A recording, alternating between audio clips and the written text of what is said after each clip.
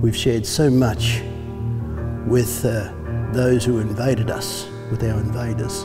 But sadly, that particular Samaritan story hasn't been a part of our story from the whitefellas. The Good Samaritan story, it's a fascinating one. You've got a rich man, a priest, a Levite, and a Samaritan. They all walk into the pub together.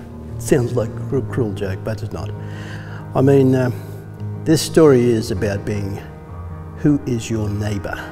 And in the story, it's Jesus who is the narrator of the story. He's the one who's telling the story, particularly to this young rich man, to try to help him understand the attitudes and the behaviours that are necessary in terms of building relationships with all kinds of people. In this particular story, it's building a relationship with someone who has been robbed, someone who has had all of his possessions taken from him, someone who is hurting and in pain.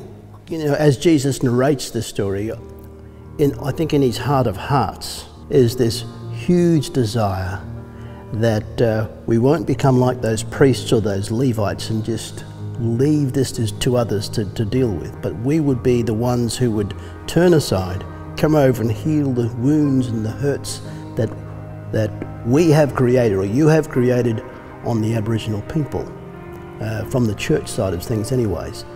Back in the start of the invasion of our country, there was a convict who stole something from the Aboriginal community, from the Aboriginal people here in Sydney, and it required punishment, and so that particular person was taken out and flogged. When the Aboriginal people saw this, one Aboriginal woman went over there and pleaded with the person who was doing this incredibly cruel thing to this particular prisoner with the flogging, begged him to stop. Now in this particular story, you have the rich man, the priest, the Levite, and all these kind of people there standing aside, and here is this Aboriginal woman walking into the scene and saying, hey, hang on a sec, don't do this to this particular person, even though he might be a criminal. So I think that Aboriginal lady showed what it means to be a good Samaritan, or a good person who would come over there and try to help those who are wounded. And I think this is a really classic story that brings all of those elements together and challenges the church and challenges this nation really to look at the ways in which we can, you know, in government terminology anyways, close the gap. I'd like to see that instead of not closing the gap, that the church could get into another conversation, say, how do we heal this gap? How do we heal those wounds?